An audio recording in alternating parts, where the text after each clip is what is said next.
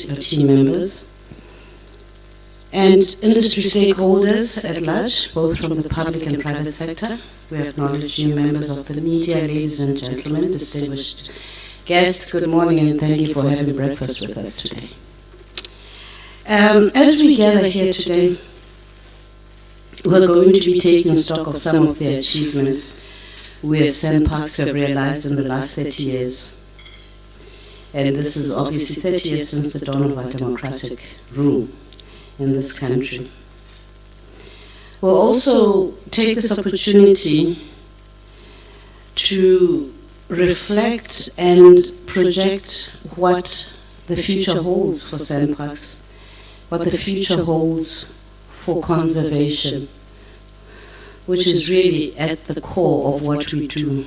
That is the platform on which we are able to provide ecotourism activities to South Africa and to the international world.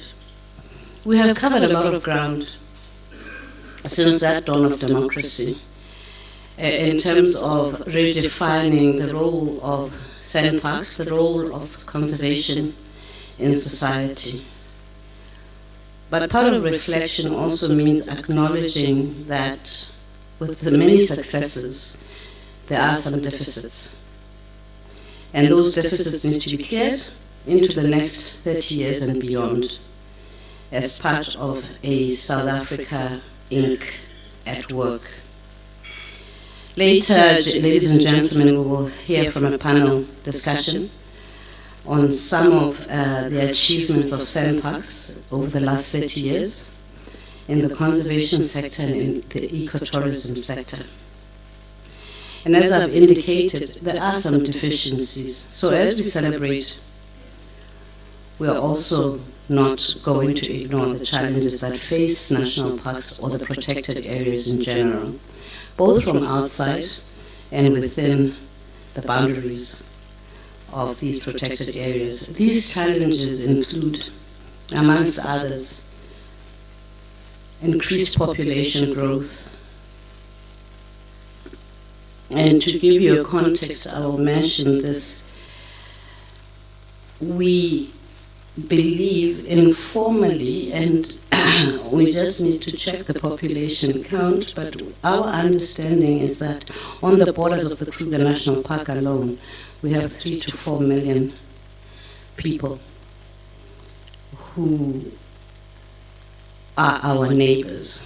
That has its own challenges because national parks in general are regarded as catalysts of socioeconomic development and growth in the areas that they operate in.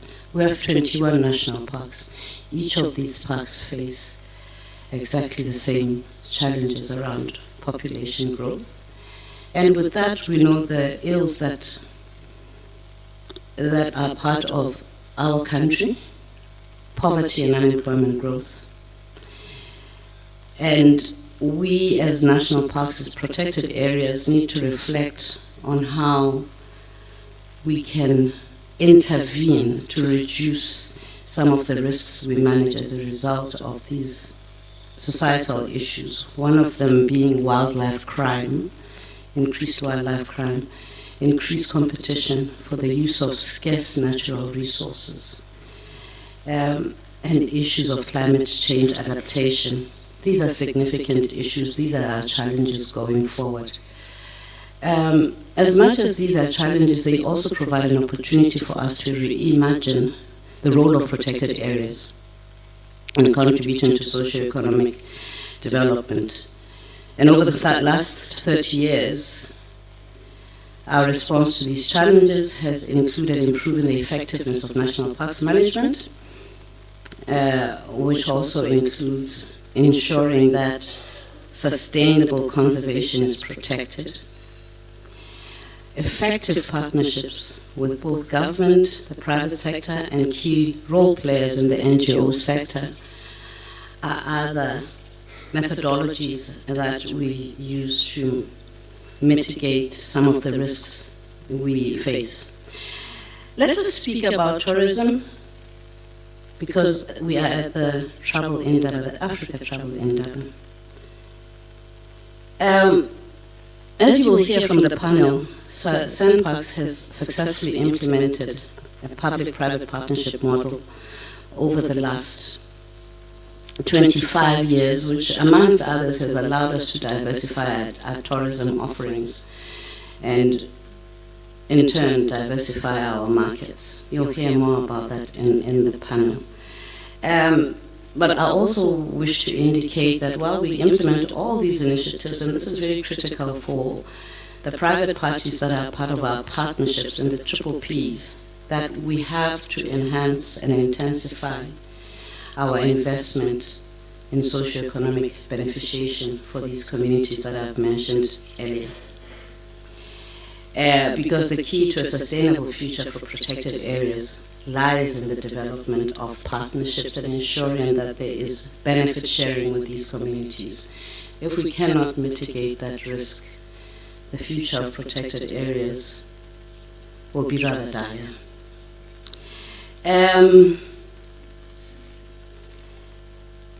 As the largest public sector operator in the tourism industry, if you didn't know, I'm informing you, we are. we manage 15,000 beds, plus minus, a little bit more than that. So we are quite significant. We believe as South African national parks that the onus and obligation to catalyze transformation in this sector lies on us. And it's an obligation such transformation does occur, within the limitations, obviously, of being a public sector player and the legislative constraints that come with that.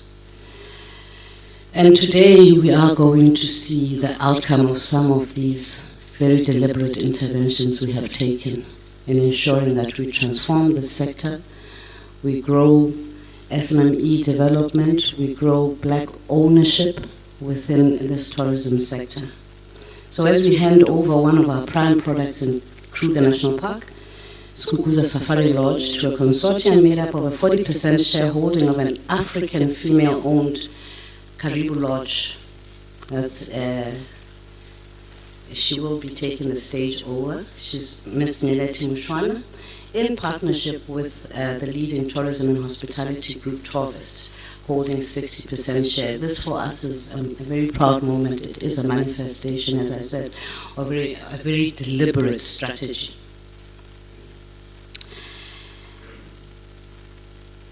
I need to also indicate that as we look to the future and have reflected on our challenges, we believe that there are a number of potential. There is quite significant potential for both the conservation and the tourism sector going forward. And we're starting by preparing ourselves with an ambitious project that we hope to be inviting you to the launch of very soon, called the SANParks Vision 2040, which is it's a stakeholder. Thank you. It is the outcome of some intense stakeholder engagements we've had over the past year to say, help us reimagine the future of conservation in this country. And the picture that has emerged is both exciting and challenging. So we do look forward to having you later on in the year, maybe in another 2 months, as we launch this Vision 2040 for SANParks. Ladies and gentlemen, I will not take more of your time. Thank you for honoring our invitation. I'll hand over back to Mrs. Ramasia. Thank you.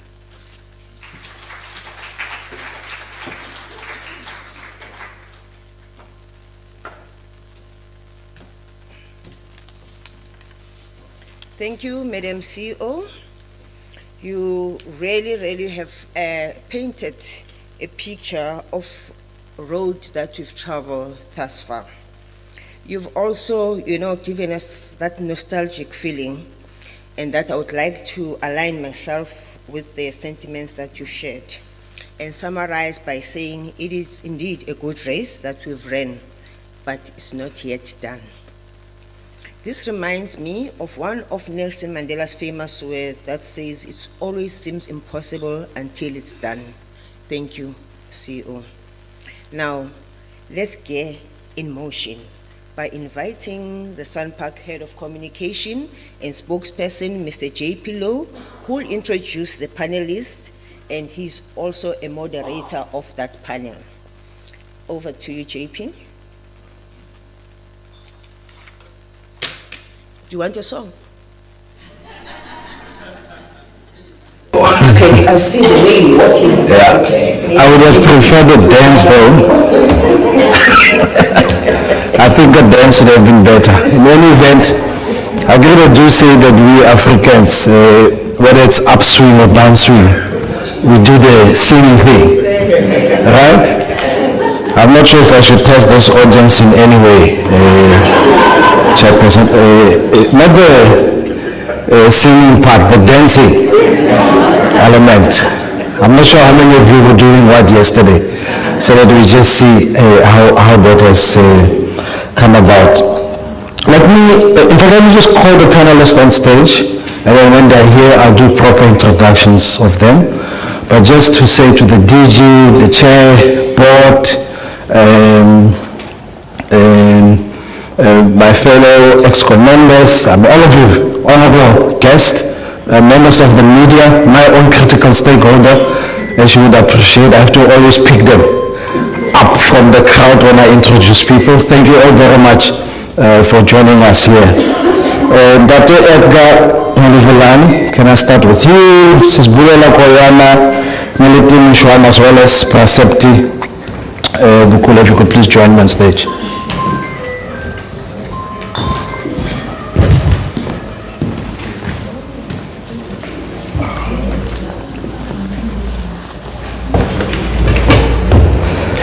Good morning, good evening.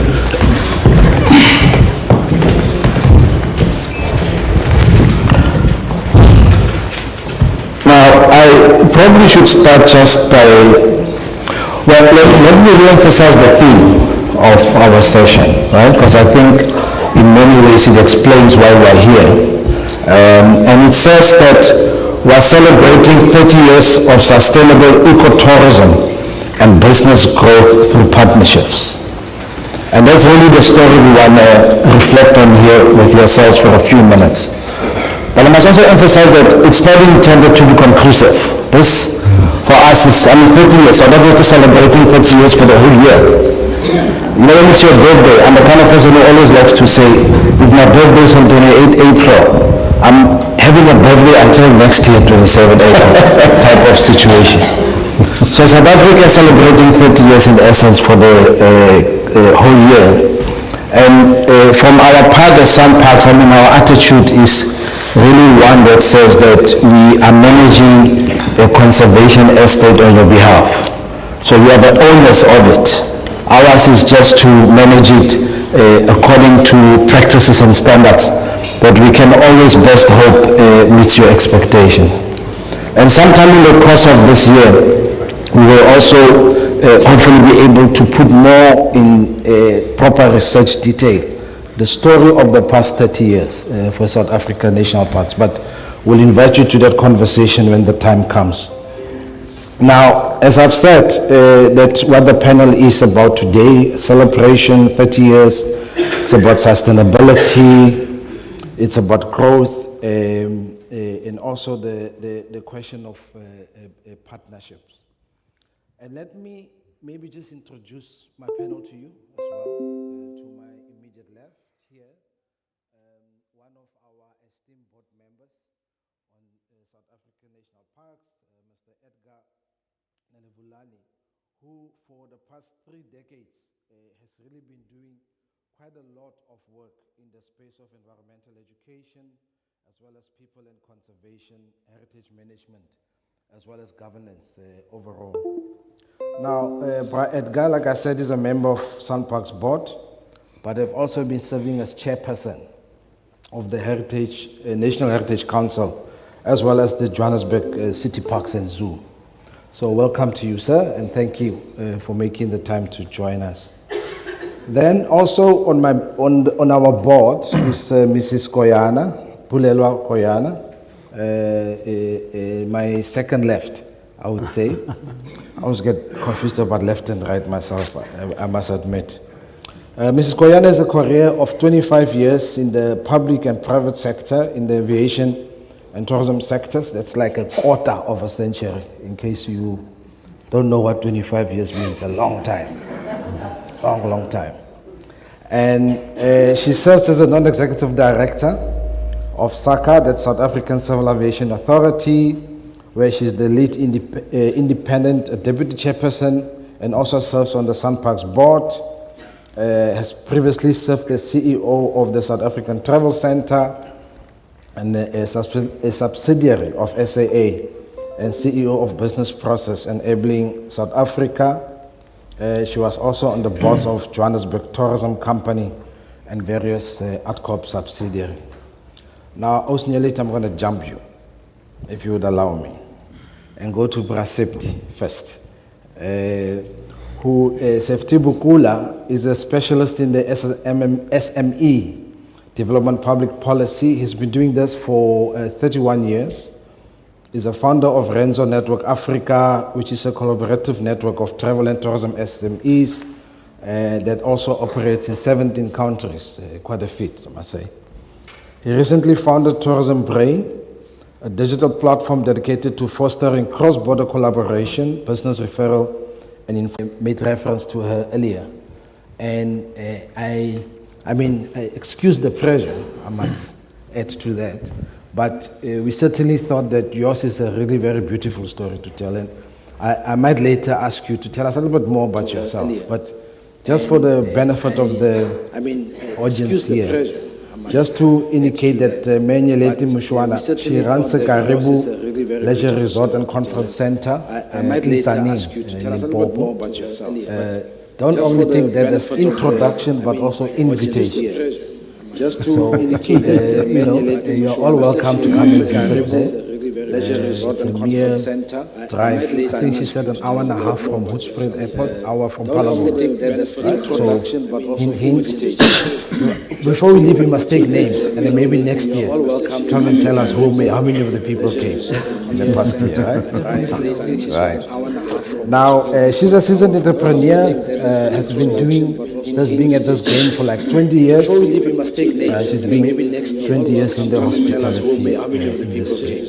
Now, Mrs. Koyana, maybe let's start with you a bit here. Now, she's a seasoned entrepreneur.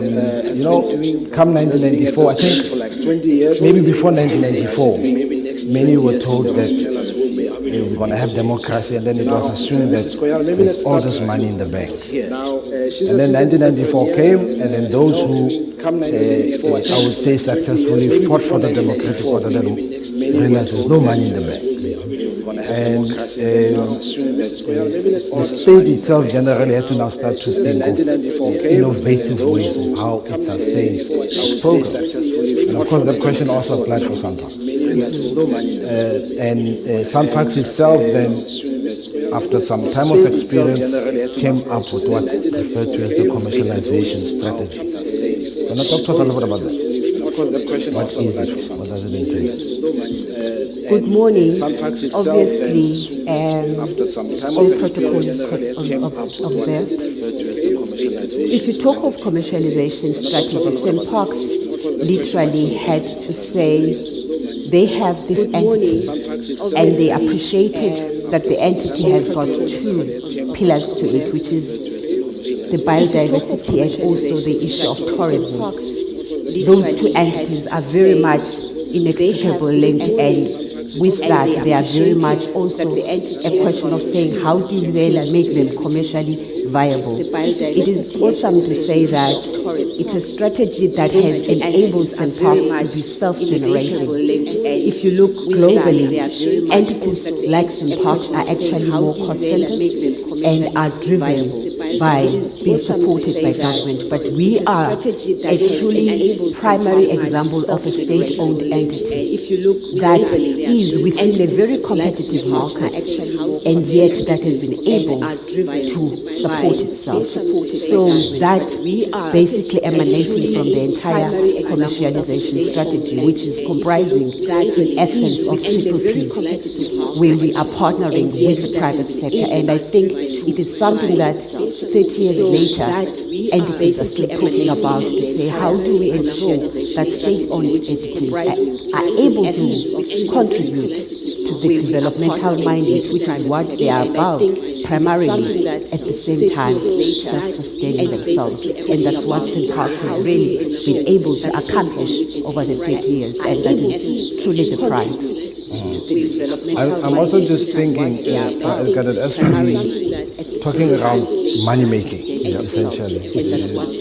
It's important to also make the point that, and I'm going to talk to you a little bit now about the wildlife economic program and so on, but it's important to understand that even the model that's being pursued is very consistent with the fact that Africans have had a long history with conservation and nature.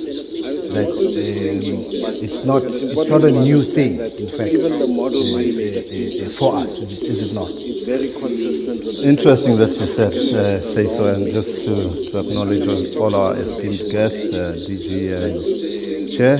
And thank you for that. Interesting that you say that, because when I grew up as a young man, I kept hearing about, I'll paraphrase it in English, rangers being known as, the meat police. When I grew up as a young man, and sort of represented a notion that literally meaning meat should not be eaten. Nama I live. So that's sort of the picture that you got represented a notion and that tells a story about perspective. Literally meaning meat should not be eaten. And how it came about and introduced into really just a matter of putting up fences. That's sort of the picture that and immediately criminalizing our people. In terms of how they used to live in harmony with nature. And therefore, a perception that, you can no longer be a part of it. At the same time, you had people that were dispossessed and others who had gained land and who had the freedom and the liberty to do hunting so that kind of a perspective had to be dealt with at the dawn of South Africa. In SANParks, over the years, starting with an effort to come up with social ecology, a unit that made sure that there's constituency building in the community to try and redress that notion, and re-educate and demystify perceptions or wrong perceptions on conservation and followed by many processes of evolution of those efforts from social ecology to people and parks and all of that, and then SET, which is social economic transformation, or SED, social economic development within SANParks. And as a new board coming in, we got immediate marching orders from our chair. And then we were tasked as a task team that I was chairing, to come up with a social transformation strategy, which we really got through workshops and finally developed, proposed to the board, and it was approved. So there's been a lot of processes of evolution towards a greater good that will ensure that things will change. And I think we've made quite an impact. So there's been a lot of Mrs. Koyana, you will be able from the commercialization strategy for your own self to reflect on what you would see as positive stories that we can reference. Just to say this was an idea in theory. In practice, these are the things that SANParks has to do. Absolutely. Firstly, for example, if you look now in terms of where SANParks is, I think post pandemic, we have done now 13% above our revenue. Absolutely. Being SANParks. Now, if you look within these communities that my colleague is talking about, we have employed over 2,158 people coming from that, based on this triple P strategy that we have implemented. And further to that, we are also basically talking youth. And primarily, there's a lot of skills development that is taking place. And you are actually also talking where communities are able to thrive, and all because of the opportunity that has been literally presented to them. Which, if there was no SANParks, we wouldn't be talking of the actual development that we are now talking about. So, even looking forward, we are still continually projecting quite a big growth that we are going to be utilizing similar strategy as well. So from a numbers point of view, we are really talking job creation that is literally emanated from that. Yes. Thank you. Before even I talk about your association with SANParks, can I talk about more budget? I feel like I haven't actually even done justice to the introduction. Thank you. My name is Nyelet Mishwan. I run Indaba. It's an establishment which started in 2003 with Indaba. And we're fortunate that 2004 our chair award. And the fact that it was announced in Nanda, a lot of South Africans thought it is a traditional award, and that gave us a boost. So the print and electronic media set us apart. Wow. That was a set it off from that particular, from that 2004. We've grown the brand to today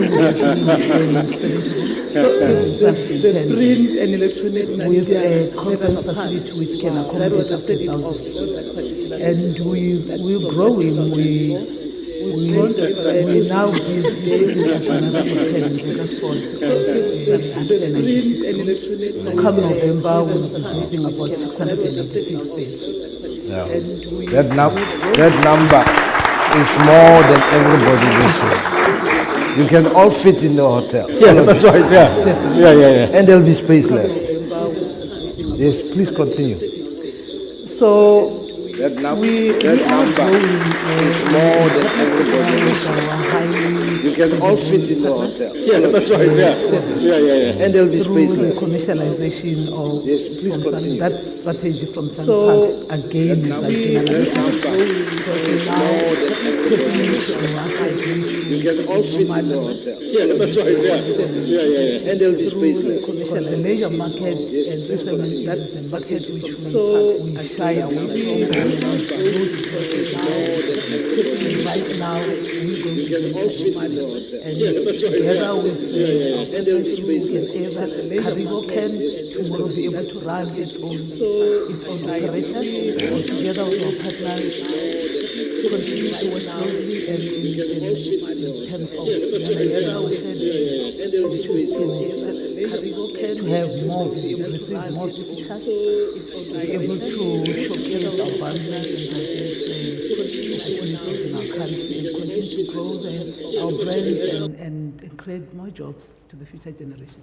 Thank you. Thank you very much. A beautiful story to tell, I must say. Absolutely. I want to come back to you as well, Bra Edgar, because the theme here is about the fact that as SANParks plans, its planning is also informed by, most importantly, benefits that has to flow into our communities. In fact, when we talk about transformation of South African society, we are also talking about the role and purpose of SANParks, if you like. Now, around community beneficiation as well. I mean, I know that when we talk about Manuelate, it might be more under commercialization strategy, but still, the issue about community beneficiation as well, and what your views would be around that. I mean, and thank you for that. It's quite a critical one, and a lot of efforts have been done. Unfortunately, there's been a lot of effort from the department side in terms of developing white papers and participatory processes with people and parks and communities. And that created a framework for SANParks to really do much more work.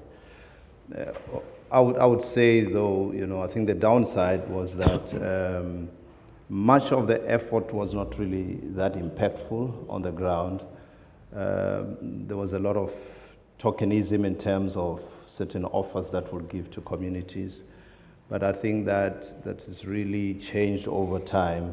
And now we have meaningful efforts, as I was saying. We developed an SET strategy now.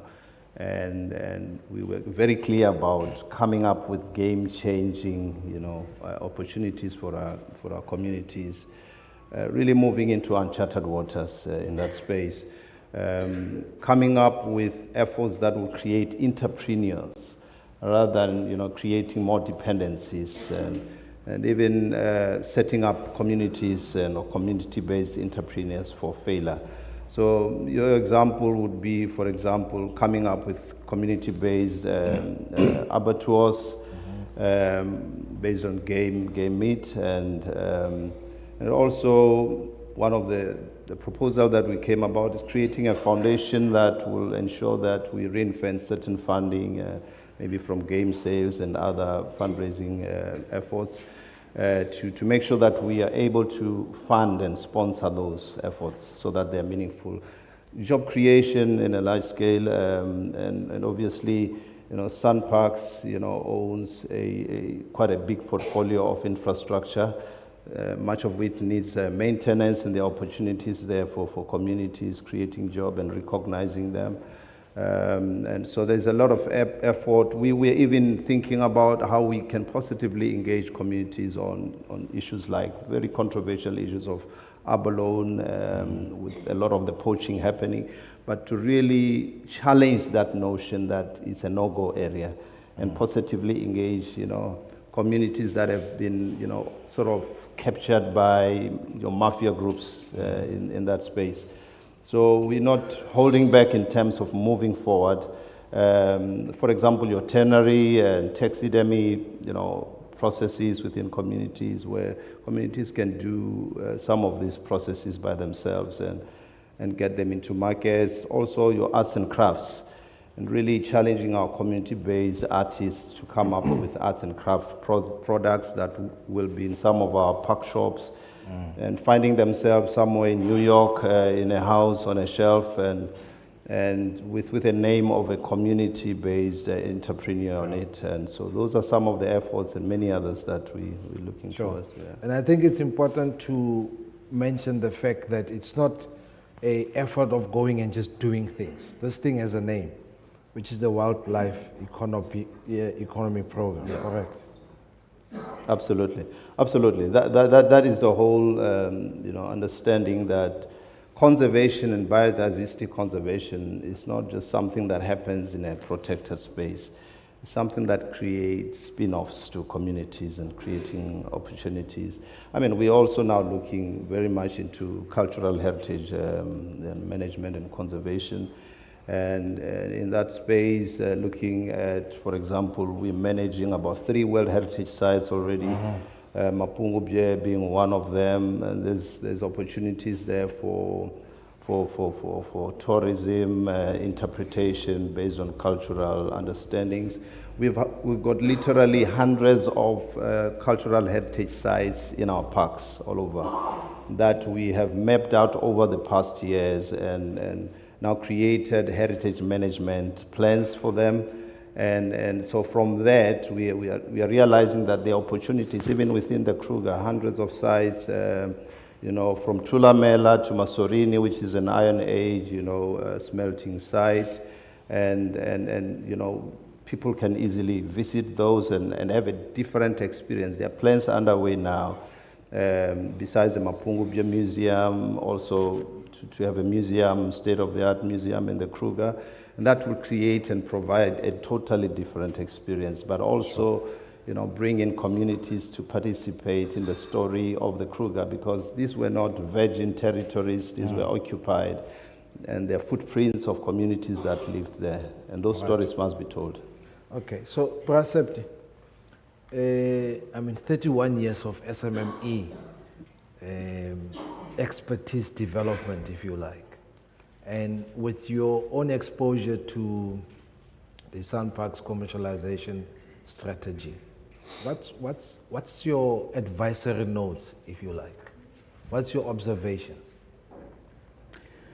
Sure, thanks, JP Sanmonani. I think before I come to the question, I'd like to just celebrate this moment with our Nyaleti here, because I think for me it does one thing right at the, at the starting point. It demolishes the myth that we do not have capable entrepreneurs who can take advantage of these opportunities. I think that's demolished straight away, by what we've had here. And I kept looking at the horns behind me, and I'm saying this is a real case of taking the bull by its horns. What we're seeing here. But before I come to the advice, JP, I think for me what we are witnessing here talks to what is possible when we put our minds to it and where there's leadership. Those two things. And I think that, we're seeing here a practical case of what we advocate for all the time. Our DG is sitting here and we talk about this all the time in tourism, this thing of, SME inclusion, community inclusion, which is what Edgar is talking about. And we see here, we see this being exemplified here. I recognize that, we're maybe at the starting base. I'm happy to hear there's a Vision 2040. I look forward to being invited to listen to its unpacking. It fills me with a lot of hope that things will happen if part of it is to accelerate, what we are witnessing here today.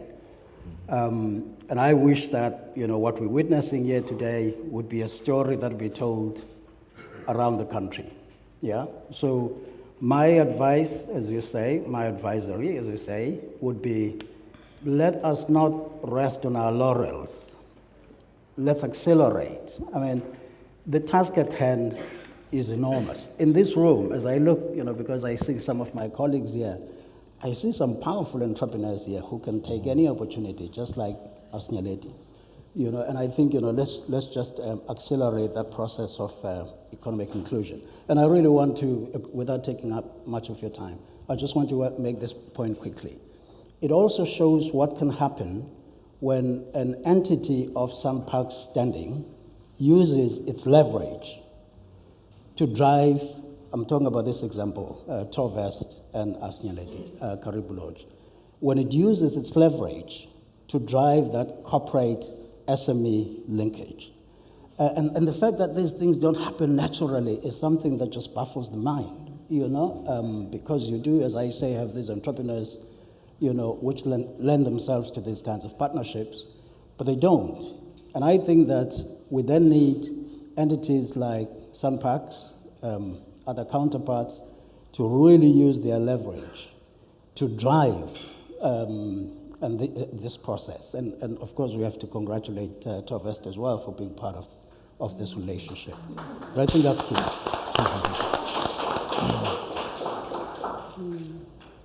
All right, no, thank you very much. I must still, though, insist on the SME reflection. Say that again. Yeah, what this means from your own experience. Are you talking about this specific instance, or just in terms of a commercialization strategy, and if we're projecting into the future? I mean, in some ways, you do touch on it. Yeah, the commercialization strategy for me, opens an avenue, and I'm going to talk to two aspects of it. It opens an avenue to bring SMEs into opportunities that hitherto may not have existed been obvious, right? When the commercialization strategy was first launched, I think it was at the SANParks investment conference, and I attended that virtually. What immediately struck me was, here is an opportunity for SMEs to diversify, what they're doing. Because I think part of the challenge that we find with SMEs is that they tend to be focused in a very narrow range of activities. But, with the commercialization strategy, a lot of opportunities right across the country, open up to SMEs. Okay, so I'm going to talk about an aspect of that which I think needs to be addressed. But the opportunities are being opened. And one of the things is that it does actually more for us, for me as an observer from outside, is that it inspires similar, and this is a critical thing for me, which I don't want us to miss. What SANParks has done with its commercialization strategy is that it has inspired other, sister entities at provincial level to do the same. And there's a significance there. So, for instance, you have SANParks, KZN Wildlife coming up with a commercialization strategy, I think inspired by SANParks. You have, Eastern Cape Parks and Tourism, agency coming up with a commercialization strategy, I think, in part inspired by SANParks. The SANParks strategy. Now, when you take all these strategies together, just in this province alone, as KZN Wildlife, opportunities worth 9.4 billion rand. Now, you tell me that in those opportunities worth 9.4 billion rand, there aren't opportunities for SMEs to get involved. Mm-hmm. And so I think what SANParks has done, not only has it opened opportunities, within its own operations across the country, but it has inspired these others. So that taken together is really moving us in terms of SME development in a very exciting new direction, because let's face it, even though the majority of players, in tourism are small, a large part of the cake is still controlled by the big players, right?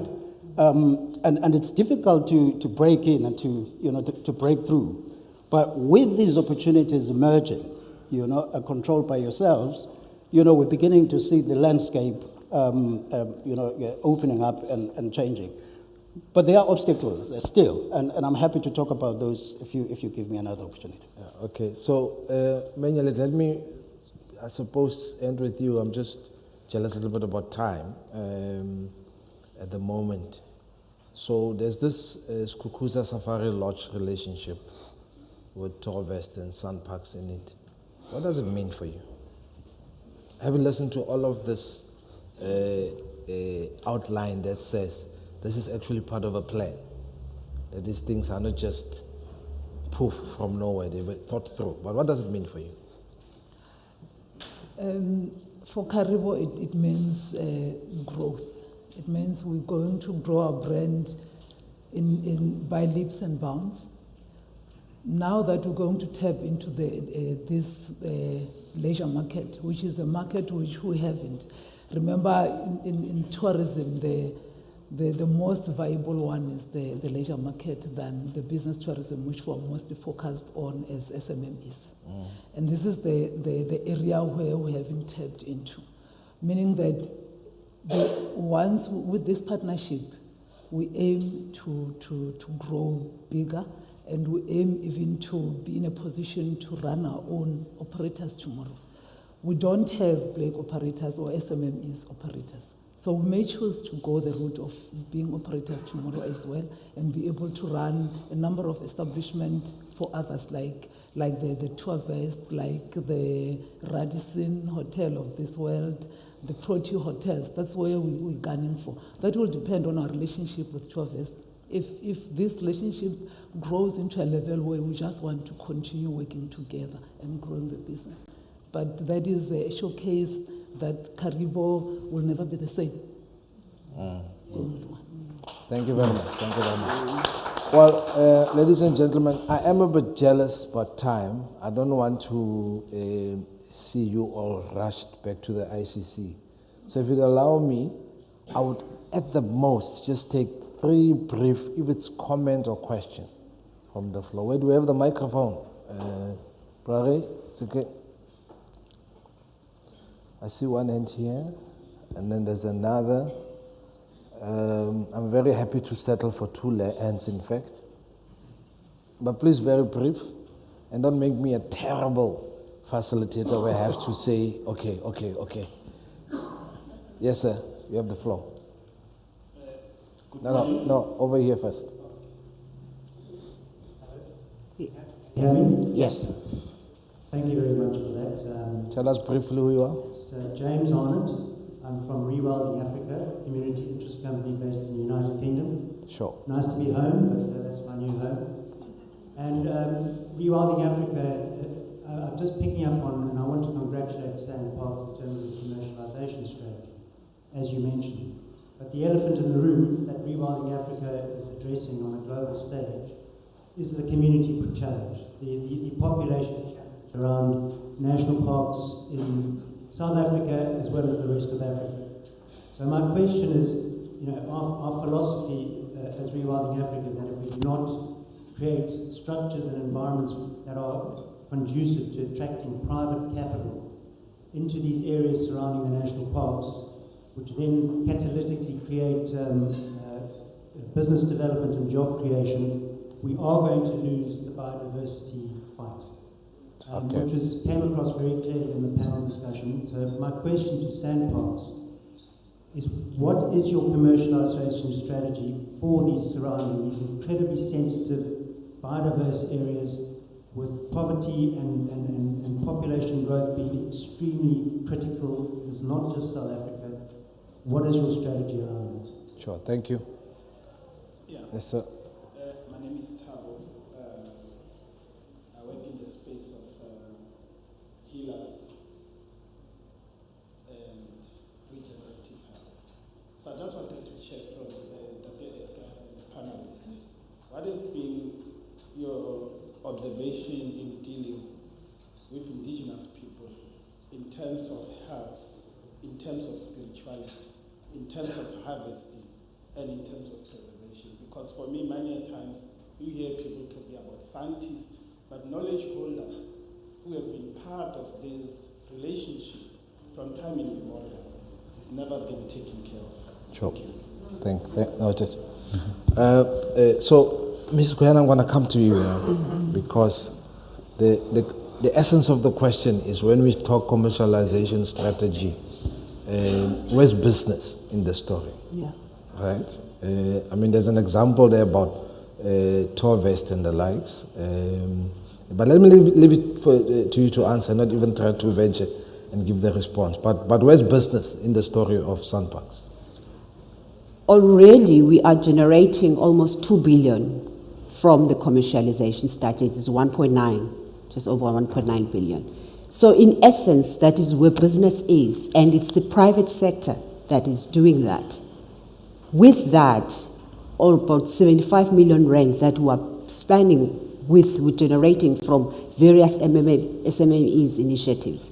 Now, we spoke about the skills training that is taking place within those communities. 79% of the staff are coming from the communities themselves. So we are already giving a testimony of how we are leveraging on the biodiversity that we have, being the ecotourism attraction, job creation, socio-economic development that is taking place within that.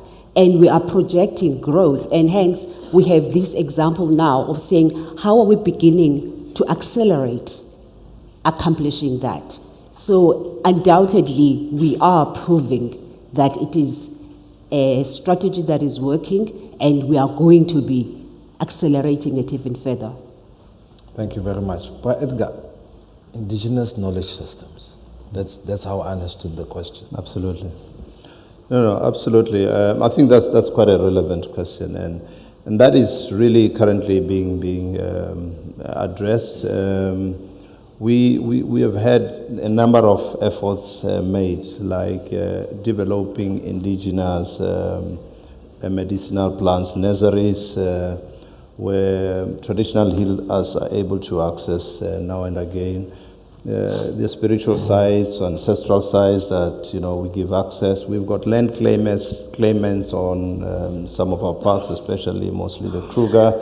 And there's been engagement with some of these communities, and there are relations that are established to give them access to some of these sites. A few years ago, we had a major process of repatriating the remains of the Mapungubwe people, and that was a process that really happened in the park. And so they've been reburied in the park itself. So there are a lot of considerations towards that direction. If you look at Table Mountain, the spiritual sites that certain community members always, access now and again. And so we do consider that, and there are a lot of efforts. There's room for improvement into the future, but yeah, there's effort being made. Thank you. Ms. Menyeleti, just to conclude, right, I'm going to give yourself and Brasepti just about, say, a minute, your last word. Thank you. Please don't forget to add they are all invited to come in. In conclusion, what I would want to say to fellow SMMEs is that let's go all out there and try to do a bit of researches, because this partnership we're talking about came out of an advert from SANParks.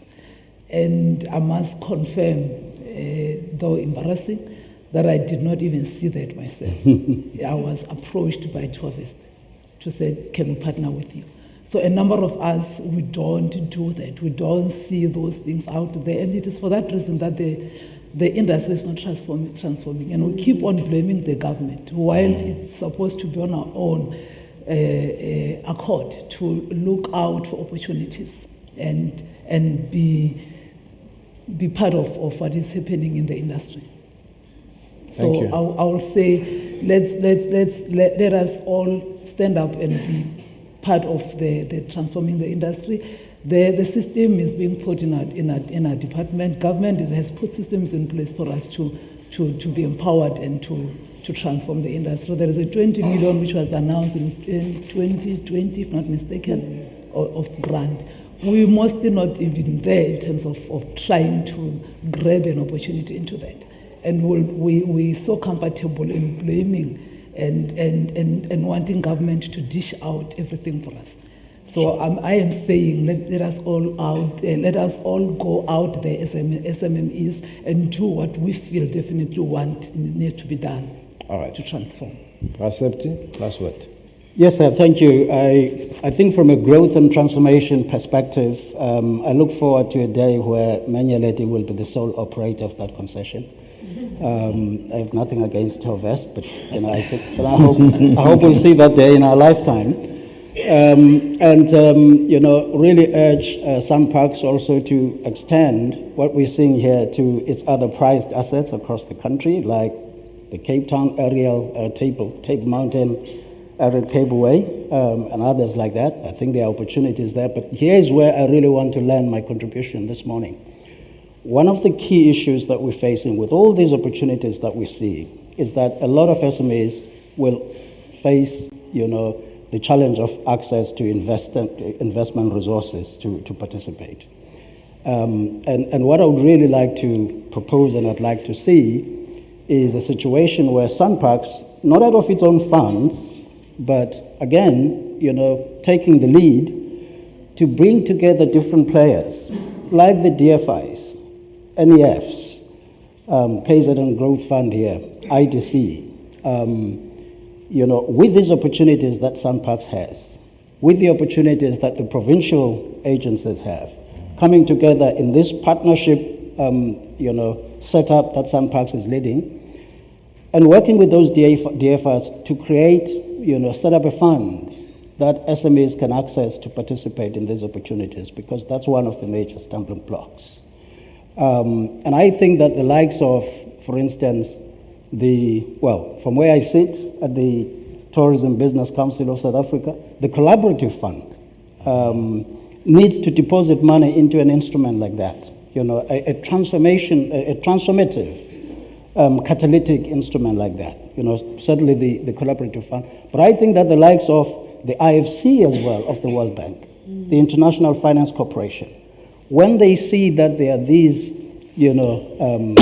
viable, opportunities, they can be brought into the partnership. So I'm not suggesting that the funding comes from you, but I'm suggesting that you continue to play this leadership role of bringing these other partners into setting up a mechanism like that that will help us unlock the participation of SMEs in these opportunities.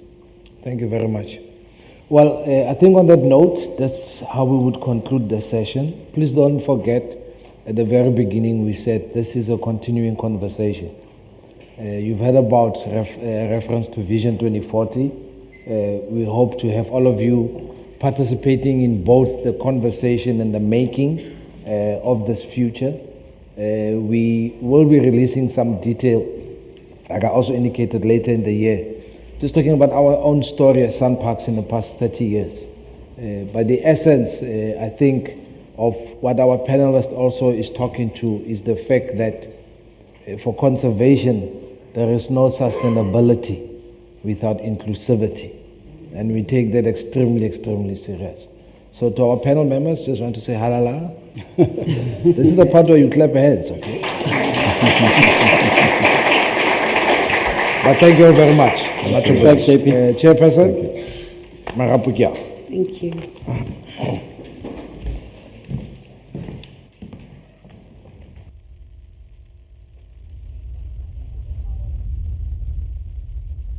Africa, the cradle of humankind. Africa, where living in harmony with nature is in our DNA. But now we live in a fragile world. Our planet is grappling with the consequences of an expanding human footprint as we continue to consume at a pace that our Earth and all its inhabitants struggle to keep up with.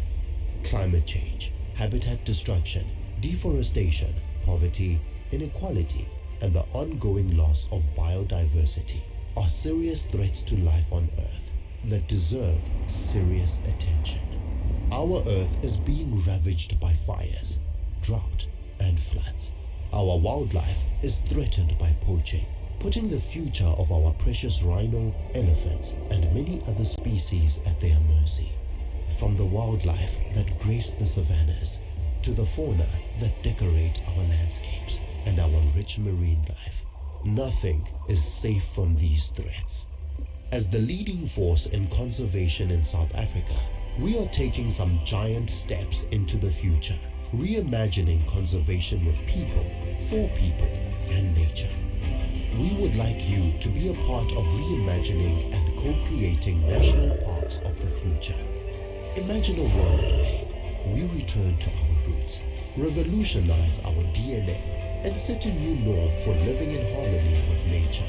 Our protected areas are healthy, sustainable, and resilient, despite our global and domestic challenges. Diverse landscapes belong to all South Africans, healing and inspiring our nation. A world where national pride is rekindled and our protected areas are world-class in every aspect. Imagine a world where our wildlife is safe and communities thrive from their own resources, being managed in partnership with their national parks. A world for sustainability for plants, animals, and humans. Every species, from the tiniest insect to the majestic elephant, is conserved and cared for. With the diverse and delicate ecosystems that support our very life on Earth are safeguarded and protected for future generations. Where immersing yourself in nature from virtually anywhere in the world is a typical day in your life instead of a yearned-for novelty. Imagine a world where local communities benefit from and invest in the sustainability of protected areas, where ownership and pride in our protected areas is shared and embraced. This is our inheritance, to be protected for future generations. SANParks invites you to join us in shaping a brighter future for the conservation of South Africa's national assets, to craft a united vision for the world we choose to live in 2040 and beyond. A bold collaborative effort that aims to reimagine and co-create a new era for conservation in our national protected areas, leaving a better future for the generations beyond our lifetime. SANParks invites you to the future of national parks and ecotourism in a world where people live in harmony with nature. Let's move beyond imagination and bring this vision to life.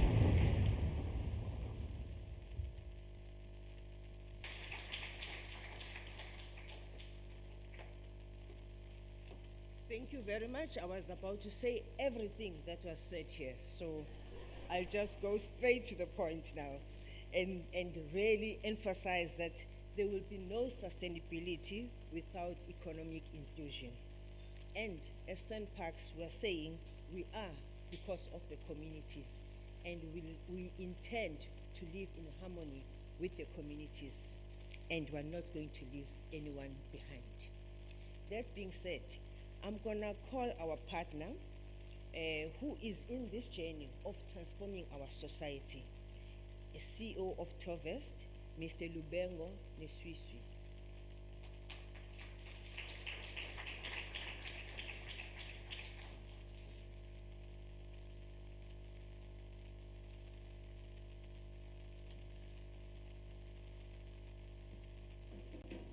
Good morning, everyone. I think the panel has said a lot about the transformation, but I just thought I should say one or few things about Tovest and our shared vision with the SANParks, Madam CEO, Hapilwe, and the chairman. She's just went out, and the DG. I think coming from the private sector, I would say all protocol observed. Our philosophy is very simple. It's a philosophy that says to succeed, you need to make sure that the community around in which you operate are successful. There will be no success in our company unless the community in which we operate are successful. So when we engage in this journey, we are quite clear that we are going to make sure that that particular mission is achieved through selection of partners in that particular area. And I know, Sesnyeleti, you said Tovest chose you. It's actually Tovest approached you and you chose to be with Tovest in this partnership. We have made it clear from the beginning when the tender came out to say, you know, a tender had a minimum requirement and everything. We didn't go for those minimum requirements. We actually changed and said, what is the right thing to do from a Tovest point of view? And our right thing to do was to change the percentage that was put on the tender and increase it for our partner, not necessarily. And that's the message that we're trying to pass, to say we are not going to be prescribed by the tender. We're going to do what's the right thing to do. From Tovest's point of view, it's very important that the sustainability of the project that we do exists beyond Tovest, because SANParks will be there, but the partnership with Tovest has got a time frame. It's limited to up until a particular point, and then beyond that, we'll make sure that that partnership of the community development. In this particular project, I know one of the speakers was talking about the project or the requirement of saying around 70 or odd % of people are employed within the community. In this particular project, as we sit here now, around 90% of people are employed from the community, which is very important for us. And the second element that we are engaging, which we are very deliberate about it, is to make sure that where possible, we should procure from those communities. But more importantly, we must create businesses within the communities. We are not going just to procure and then that's the end of it. We must make sure that we create businesses, and to create that businesses with the vision 2040 of the SANParks. And I hope that that vision, Madam CEO, it really allows us to work with other partners within the SANParks so that we leave the legacy of continuing businesses, not that every time the concessionaire leaves and then you start afresh, because for us that's what we really want to be sustainable, and that we're looking forward to working with the SANParks on that particular process. You know, I know that Nyeliti maybe doesn't talk or didn't talk a lot about accolades here, but and she said she'll learn a lot from Tovest. Nyeliti, we'll learn a lot from you. You know, when we approached you and you chose us, we were really happy because we felt that you teach us some skills that we don't have. Yes, you're right, we bring in the commercialization, the knowledge of the private sector, the knowledge of the leisure market that you don't have. But when we understand, the ShopRite Checkers Award that you won, which has to do with your focus on women development in the community, training them, we'll learn a lot from you. And we're hoping that with this project or with this concession, we actually work and we grow together. I know you've got ambitions to become our competitor in the future, but we've got ambitions. We've got ambitions to work with you and grow together. And one of the things that we really proud of ourselves, and I'll probably talk also of our chairman in this particular situation, is that we value our stakeholders. In this particular context, our stakeholders will be Nyeleti, will be the SANParks, and will be the community. And one thing that I would want to make sure that is noted is that there's this perception about the big corporates and coming and making money and moving around. From us, we work completely different. We don't make money from partners, we make together money with all our partners. So that's I think the message that we want to make sure that as we engage on this process, we will grow. And we want to thank SANParks, the chair of the tourism portfolio, to say, this commercializing strategy, it was long overdue.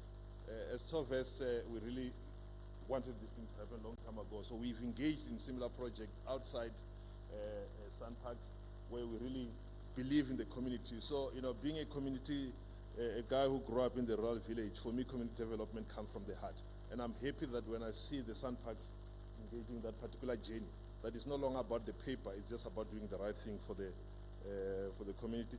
But on a last note, I would like to thank the SANParks and the board and the chair and the CEO to say thank you for giving us this opportunity, and we're looking forward to working with you. We're really looking forward to engaging and making sure that the Vision 2040 becomes a reality, because our community must benefit. The time is over where our community do not benefit from their own resources.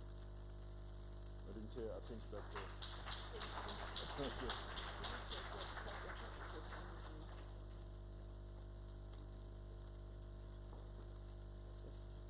Thank you very much, CEO. I think this is the time that is momentous for all of us. We're going to have a ceremonial signing of Skukuza Safari Lodge between the CEOs of SANParks and Ms. Nyeleti and Mr. Lubengo. So this is, now I need everybody to see this, because it's no longer a talk shop, it's happening. So I want to see your signature so that I frame it, then so that when I walk around, if I say anything, that what's this? Didn't you sign in front of this audience? So everything is captured there. So this is the moment. You can read it.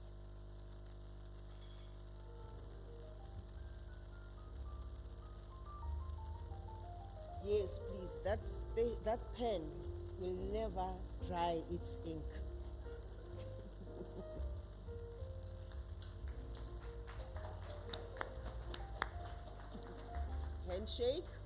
Handshake, both sides, and all those ladies, don't be shy. So you're not a thorn among the roses.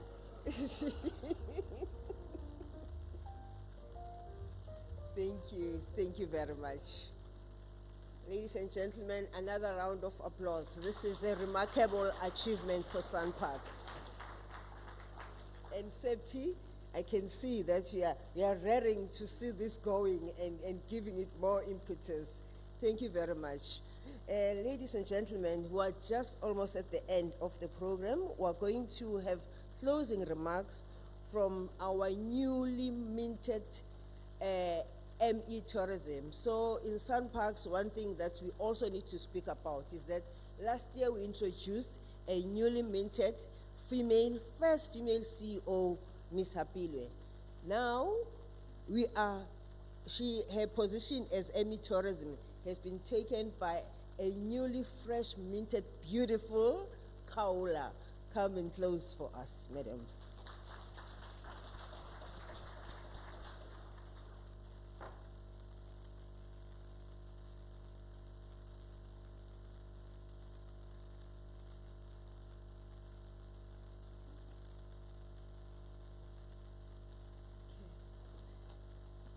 Greetings to you all.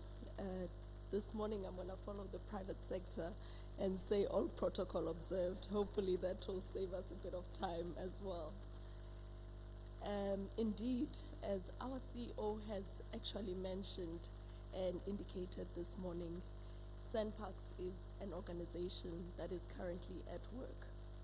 Just over a year ago, as already mentioned, the Minister of Forestry, Fisheries and the Environment launched the development of the South African National Parks Vision for 2040. This vision for 2040 for SANParks is a collaborative, inclusive process that will assist us in reimagining and co-creating a new future for national protected areas with a rigorous effort that we are making to make sure that we include all the citizens of this country. So as we sail through the next 30 years, we view Vision 2040 as a guide for how we treat national protected areas of the future. And what we want to create is spaces that are healthy, sustainable, and climate resilient, and also spaces that actually belong to all South Africans, with the intention of ensuring that they are healing spaces and spaces that inspire. Over and above that, we would like to also make sure it is actually spaces that will be able to provide tangible and intangible benefits for all stakeholders. So moving back to the purpose of why I am on stage right now, which is to render the closing remarks. Last year when we took the decision to actually host this affair, we did not actually anticipate the positive response of which we have received. And we will have to say that even this morning, as early as 7 a.m., we've still felt the warmth of your presence in this room. And for that, we are truly grateful. And more so, I would also like to thank our board chairperson, who has currently stepped out of the room, for her clear leadership that she has provided. We may take for granted the need for clarity, but it is what we need to make sure that we understand what are the next steps that we want to follow as SANParks. So for that, we are grateful to Ms. Pam Yago.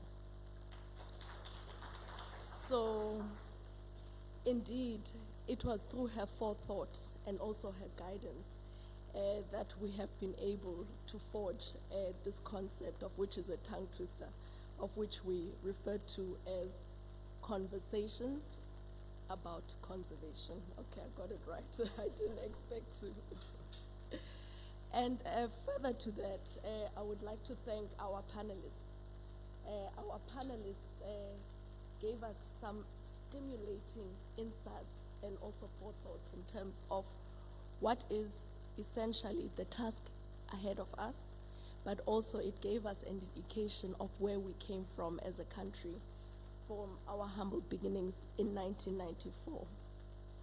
And to our industry partners, that includes the private and the public sector. So for us as SANParks, we see ecotourism as the most important pillar of sustainable conservation, not only because it provides a substantial level of income for us, but however, we believe it is a vehicle for transformation. So today, you have witnessed what we have termed as a very beautiful story of the partnership of two, what I will call both giants, the 40% stakeholding in shareholding in the partnership for Skukuza Safari Lodge by a black female partner, as well as the world-renowned entity for which is Torvest. So this partnership to us, it actually emulates what we would like to actually see in Vision 2014. So this is indeed a worthy partnership and co-creation of the future of national parks, as it is termed in the Vision 2014. And we actually look forward to a long and successful partnership with our new partners. And to the media that is present today, we are truly grateful for your attendance this morning. You assist us to improve in what we do, and more so above that, you also assist in ensuring that you keep us honest to the citizens of the country who do really need to receive the level of attention that we should give as SANParks as a state-owned entity. So we also look forward to a good continued partnership with you, and we are grateful for your attendance. Ladies and gentlemen, to all of you, your attendance here today shows that as SANParks, we are actually not walking alone. We have you as our valued partners, and it is our hope that in the near future that we will start to build solid relationships and engagements with all of you. And there has already been mentioned that we are inviting your comments and your contribution for the SANParks Vision 2040 as well. Therefore, with those words, I appreciate you and we thank you and we wish you a pleasant Indaba. Thank you very much.